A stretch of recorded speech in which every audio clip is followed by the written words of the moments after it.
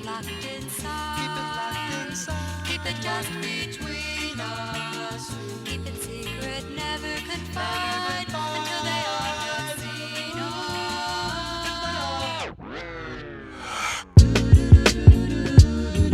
Yeah. Smoke some. Drink some. Zone out.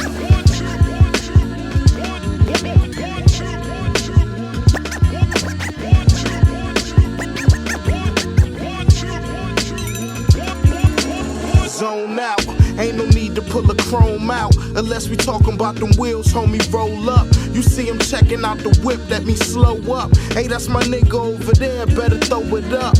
R.I.P. the dead homie, so I pull it up. See me in some new shit, keep him throwing up. So what, I ain't the best by your best standard. Still living my life just how I planned it. Still rough around the edges, fuck 'em while I sand it. Like to stick 'em in they sides till they can't stand it. Don't respond to wannabes, you can all can it. Internet like the flame, so they try and fan it. This is more candid, liver than an interview. Other people spin your words like a centrifuge. I ain't in the fuse, whore and rap beef. These ain't your real friends, nigga, they just showing teeth.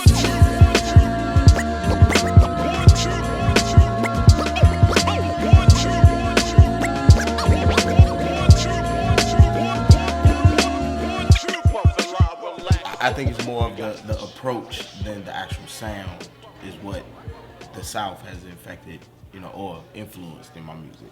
Okay, and then in the South, who do you respect that's over there? Handful of people, well, more than a handful, but more like the what I like to call my big brothers or the legends, Outkast, the UGK, Ghetto Boys, groups like that kind of paved the way for the South, that showed that the South had artists that could make great records, had lyricism, but also had appeal, on a larger scale than just regional. So those are the groups that I kind of looked up to as I was coming up. And you've been working on your solo career for a while. Yeah. What have you learned from doing that?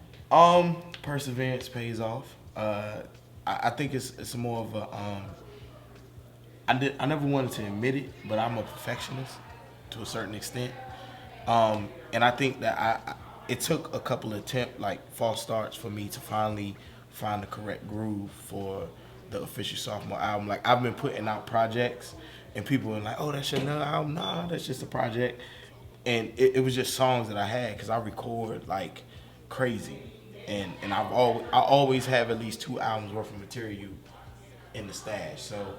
But I finally found the zone, the correct zone, the correct lane that I wanted to go to display my side of what Little Brother was. Because a lot of people never understood that Little Brother, when we came together, we all had to sacrifice a little of what we were to make Little Brother work. So now you getting me totally. Like, I stepped out on my own. It's nothing. It's you can still hear the Little Brother influence in it, but it's me. You know what I'm saying? So that's definitely what I've been working. I've been crafting and creating for the last 5 years to get to this point. And there's a lot of speculation of you and Little Brother getting back together. Can you give us any light to the rumors? Rumors. I mean, if it is, this is the first time we're hearing of it. At the end of the day, I definitely respect and appreciate, the foundation, which was Little Brother, but at this point in time, I'm just concentrating on me, you know what I'm saying? I got genuine love for, Fonte and Ninth, and, I wish them luck, I wish them well, I wish they accomplish all the goals they set out to accomplish, but I had to take the time, or I have to take this time to really concentrate on me and what I'm doing, and that's just what I'm doing. And you did the show tonight with Slum Village. What was it like performing for them, or opening for them? It was an honor. It's one of the things that I know people been wanting for years. They wanted a Little Brother, they wanted a Slum Village tour, whatever, but, it's not quite that. But it's still an honor for me because I grew up listening, and their music influenced a lot of what I've done, a lot of what I'm doing, and I've had the honor of working with them. But to actually open on a stage I was out there like a fan. You know what I'm saying? Like I was just trying to rush through my set so I can get to the side to see their set. So it's definitely an honor, and I feel privileged. You had the privilege of working with people like Ninth Wonder, Ill Mind, and Crisis. What are some producers that you want to work with that you have not worked with yet? DJ Quick. I always say his name first. I actually did a show with DJ Quick a couple weeks ago. But DJ Quick, I definitely wanted to work with him. The Neptunes, definitely wanted to work with them. And DJ Premier. We always trying to hook up, but it never quite, connect. But so those are probably the three at the top of my wish list right now. I've gotten to work with a lot of producers that I've admired and still respect or whatever. But those three are at the top of the wish list. And working with Ninth Wonder, I'm sure was such an honor for you. He's a Oh yeah, definitely. He's very talented, talented guy. Definitely great producer. He holds his own in his own right, and it was a pleasure working with him. I think in my opinion, we created some classic records, a lot of classic songs, and we kind of rejuvenated a movement. You know what I'm saying, in our own right. But time moves on, and I moved on to other things, and he moved on to other things. So. And moving on to other things, you just recently released Fat Boy Fresh. What else can we expect from you in the future? I'm gonna continue the Fat Boy Fresh brand. My new plan is to work with different producers, like do EPs with different producers.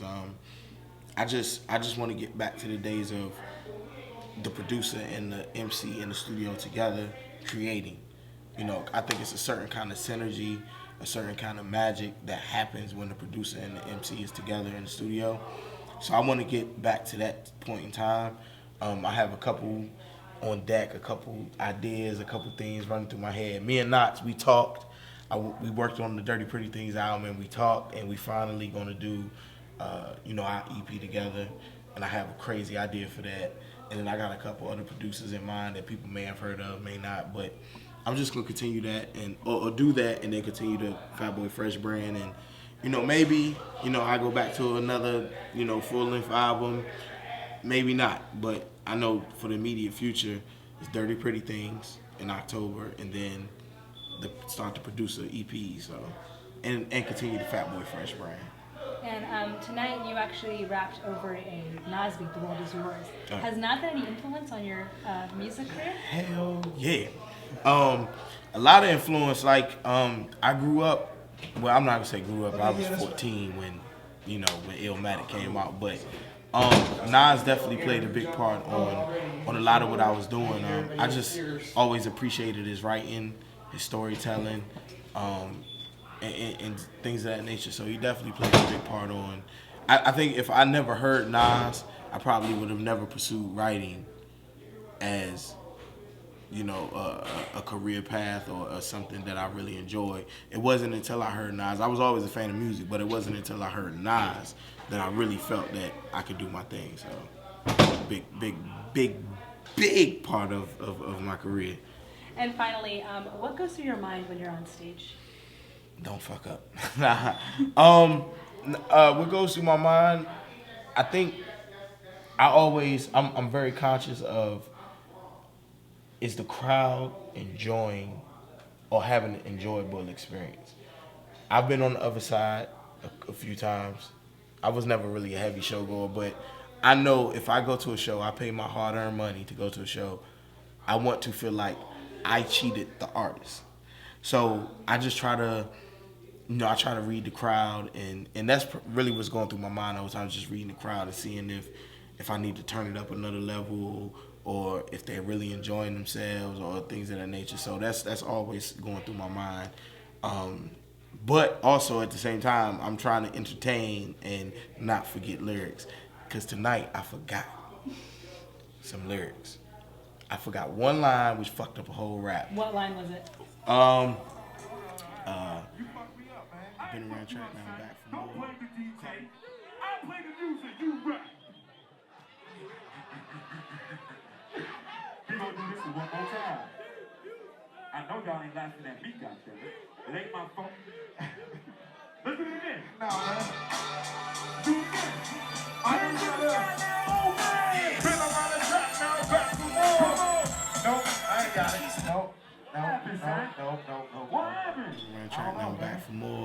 Call Me Poopy Fresh, The Conquistador. I kept fucking that line up, and that was messing my whole rap up. It was off a new record though, so I don't feel that bad, but I still feel bad. But that's always my thing. Like I'll be trying not to mess up, but cause a lot of people don't know, but I get severe stage fright before I walk on stage. Every time. But I enjoy it. Once I get out there, I enjoy it, but it's just the anticipation that always kills me. But so my mind be running. I'll be going like at 100 miles an hour as I'm on stage. Will you walk the side? Hands in the sky. Put your hands in the sky, Oakland. Hands in the sky. Everybody with a hand in the motherfucker. And when that beat drops, everybody just pump your fist like this. Everybody just pump your fist like this. Everybody just pump your fist. It just pump your fist. It just pump your fist like this. Oakland just pump your fist like this. One time. Just pump your fist like this. Two times. Just pump your fist. It just pump your fist. It just pump your fist like this. I got a problem with niggas. All right, so you guys just touched on how some producers you would like to work with. Who are some MCs that maybe you haven't linked with in the past that maybe you'd like to get on a track with? Oh, man, MCs. I don't know, man. I think, I do things a little differently than what a lot of people do. I'm more of a feel type of person, so it depends on what the track is telling me. You know what I'm saying? Like, I never just say, all right, I'm going to get with MC so-and-so because, I just want to work with MC so-and-so. It's more of I hear specifically this person's voice on this track. So, I mean, it's tons of MCs that I respect, but it just, the track really determines on what MCs that I work with for that particular time, though. Definitely. And speaking of MCs, right now there's a lot of new MCs coming out.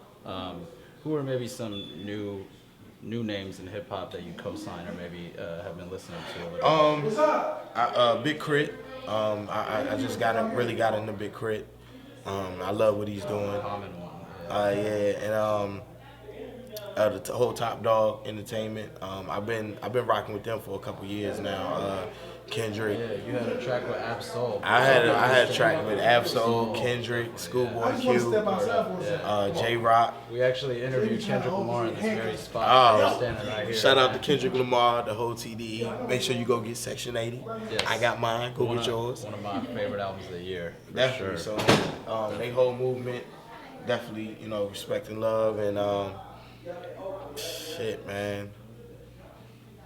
Shout out to J. Cole, you know what I'm saying? Definitely NC, shout out to Cole. I mean, like a lot of people they don't, like, I don't listen to a lot of music, especially now because I've been in create album zone, but I just kind of like step away from the music thing. But, definitely shout out to those cats because I'm actually really, really, really listening to those cats. Word. And you out on the West Coast now. How you feel rocking a show on the West Coast and maybe the crowd reception out here? I love the West Coast, man. Like real talk, man. I think I'm a West Coast guy. Like I think I'm like in my heart, like I was born on the West Coast, but in my body was born on the East Coast and the South. You know what I'm saying? I love coming to the West Coast. A lot of energy, a lot of respect for the music, a lot of love for the music, and as long as they have me, I definitely come and take part in what they had to offer. So. Word up. And lastly, there's a track that always comes to mind, especially when I heard about this show a couple months ago. It's Slum Village and Little Brother, Where We Go From Here. Mm-hmm. Could we maybe expect more from Big Pooh and Slum Village in the future?